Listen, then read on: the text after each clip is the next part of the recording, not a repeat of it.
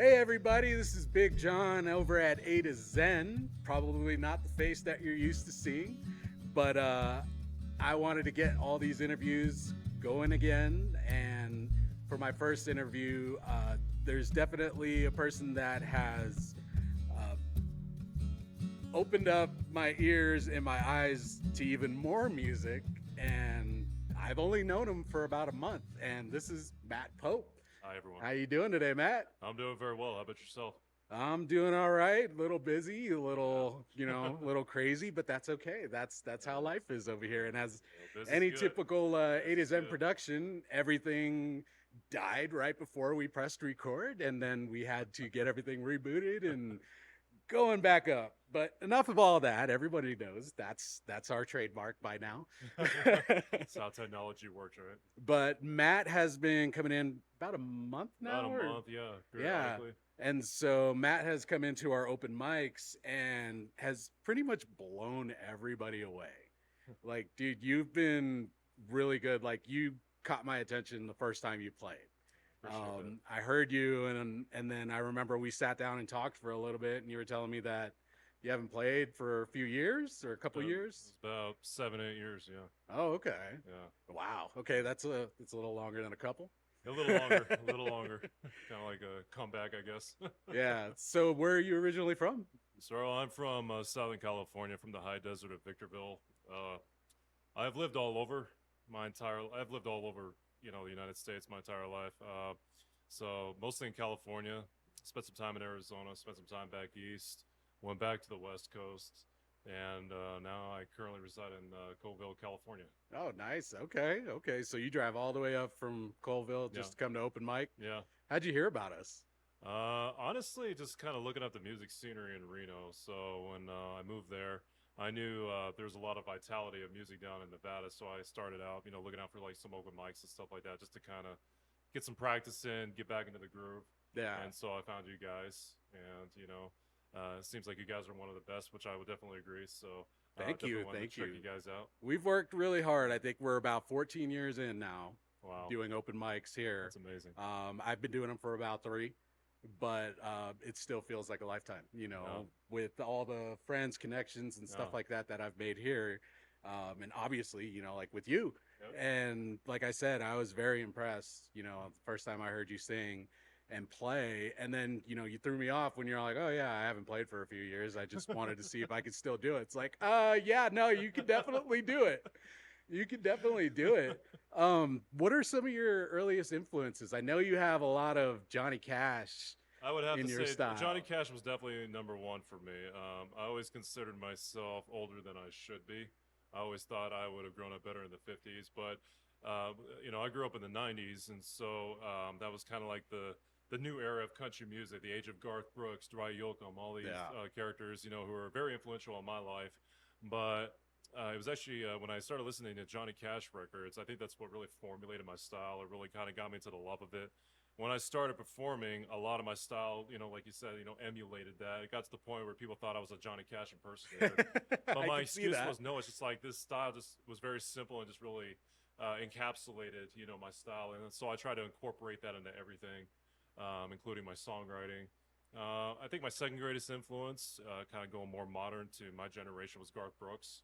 Okay. I know my family always had a lot of jokes about that because I'd always carry around a guitar pretending to be Garth Brooks, and that was just kind of the thing. So I just got influenced by a lot of people, and then listening to Johnny Cash, I got more into kind of 50s rock and roll. I would say one of my other greatest influences, which is not evidenced by my vocals, but maybe like guitar playing, was like Brian Setzer and the Stray Cats. Okay. So I really got into that kind of music. He's been my idol for like 15 years. So yeah, it's just really getting engraved, in all these different styles, just to I'm a jack of Change all it up trades. every Yeah, now and again. yeah, I'm Yeah. a jack of all trades. So Yeah. No, I get it. So have you essentially been country based country most? music based, Yeah. and it's funny because in high school, I had a couple of friends who were kind of like more into the hard rock, heavy metal, and stuff like that. So I kind of stood out like a sore thumb. I tried playing this kind of music in front of them. But I kind of appreciated that though, because I think the more I listened to kind of like harder rock and stuff like that, I kind of found like I mean, even Johnny Cash was kind of like this way, like in his Hmm. later records, he would take these hard rock songs and make country songs out of them. Oh yeah. So I kind of started doing a lot of songwriting around that. Like, how can I take this style and like kind of appreciate it more, but turn it into something that's me. Yeah. And that's what's important. Like I've had conversations with Mike. Mike was the Mhm. owner of A to Mhm. Zen, and he would always tell me that, like in the previous conversation that we had, he would talk about how he would try to emulate how somebody's playing a song Yeah. and try to play it exactly the Yeah. way that they're doing it. But then he would struggle because it's like, I can't get it to sound like them. I Mhm. can't get it to sound like them, until he finally had a moment where he's all like, I don't want to sound like them anymore. I want to make it my own. Yeah. Yeah. Like there was even a rap song that he took and he turned it into an acoustic cover. Yeah. And he played the original for me, and I was just like, okay, that's awesome. Yeah. Yeah. But you took the song, made it your own, and that's one thing that I've learned to appreciate with A to Zen and a lot of people that come to the open mic, is that they'll take songs and they'll spin it with their own flair, Yeah. and give it their own thing. Yeah. Instead of trying to be a copycat, and it's like, oh, this is how I heard it on the release, so I Yeah. want to play it exactly Yeah. like that. Yeah. You always got to have that little bit of Yeah. difference, so you don't sound exactly like them and you're sounding like yourself. Yeah. Which is something that you accomplished very well, dude. Oh, thank you. Like I remember the first time I heard your vocals like shooting through the speakers, and I was just all like, where'd this guy come Yeah. from? Where's he been hiding? No, I appreciate that. And you did, like I mentioned before, you said that open mic was your first taste of trying to get back out onto the music scene. Yeah, so I used to do a lot of performing, about 8 years ago, mostly like my late high school, early college years.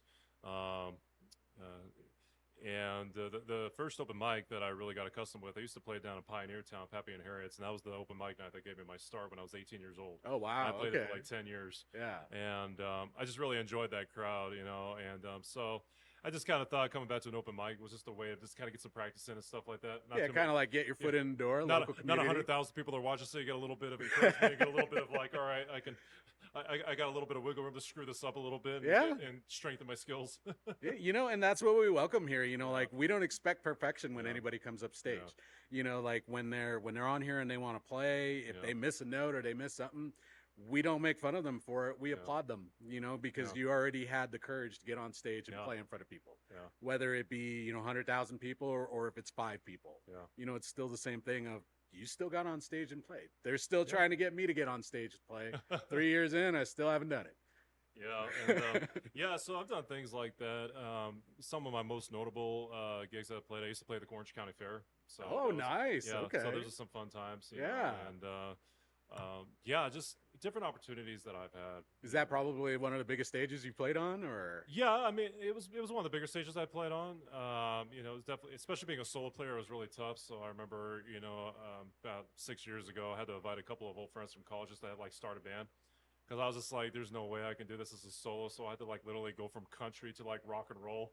And that was like the first time I ever experimented with that. Nice. Had some mixed reviews on that one.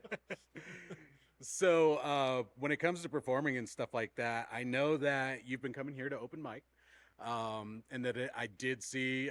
I'm very, very upset that I missed it, but you did have a gig at Polecat. Yeah. Let's Polecat.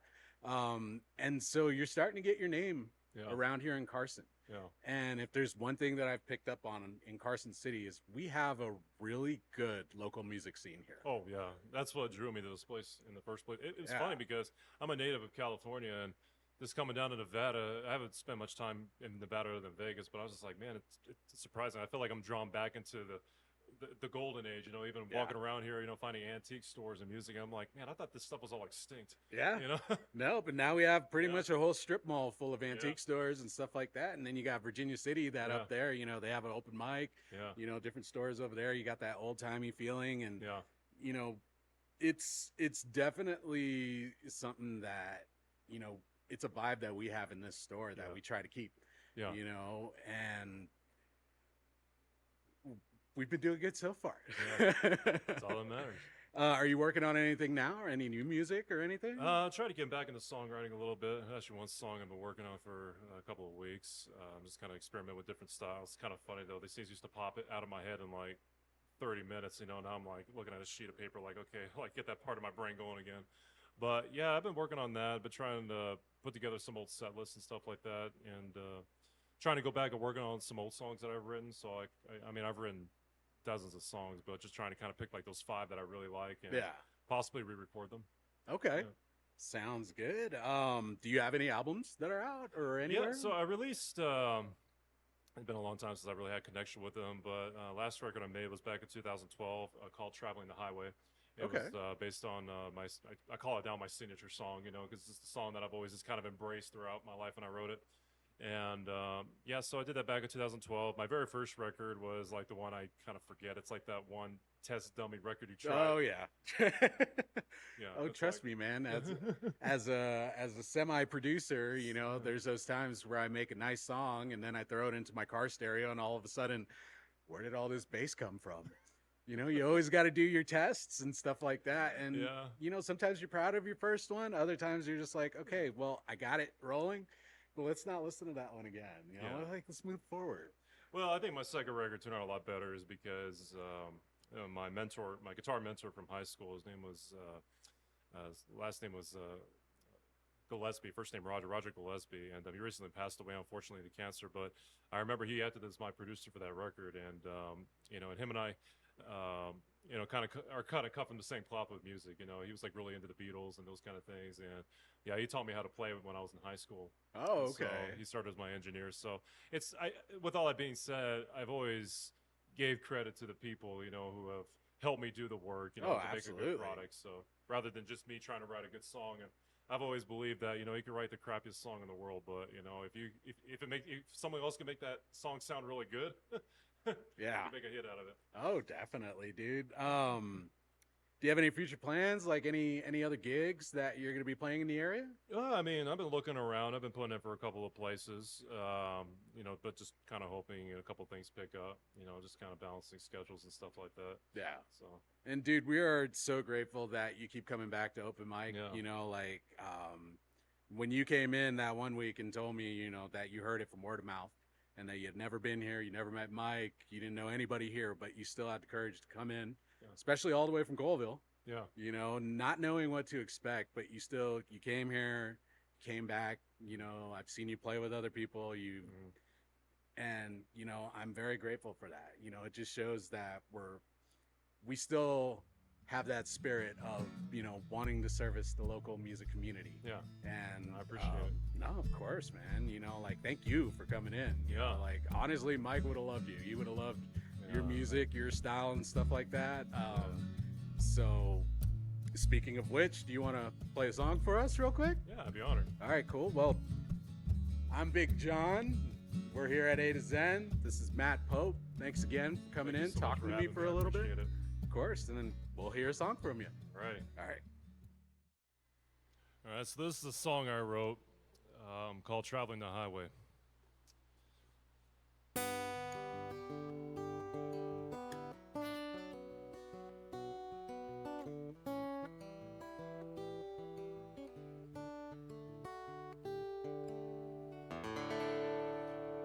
Bags are packed, you're walking out your door, living life again like you've always done before, running away with no place to turn, just traveling the highway again. You wake in the morning, rolling the dice, putting all on the table and paying the price. You think your life is full of second chances when traveling the highway again. Traveling the highway with nothing left to do. You gambled all you have with nothing left to lose. Chasing far away while wandering on the side of the road. Just traveling the highway again.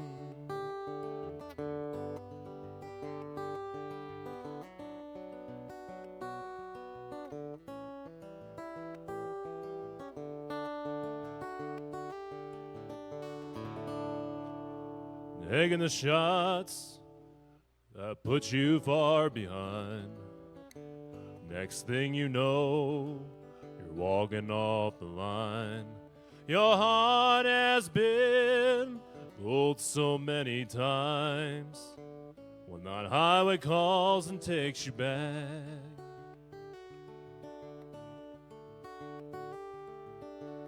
The world is turning, your soul is burning. The snake eyes you rolled was just another step in yearning. Now you're playing your guitar and singing out the memories while traveling a highway that's always been. Traveling a highway with nothing left to lose. You've gambled all you have with nothing left to lose. Chasing far away while wandering on the side of the road. Just traveling the highway again.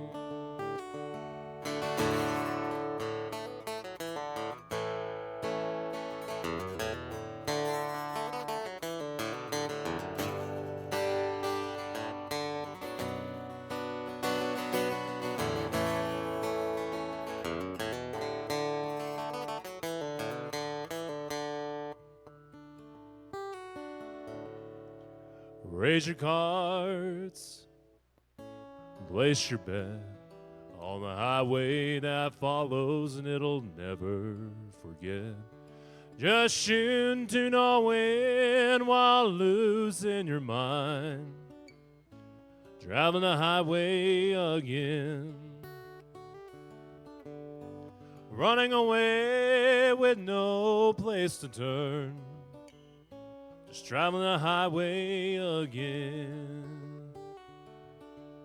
Just traveling the highway again.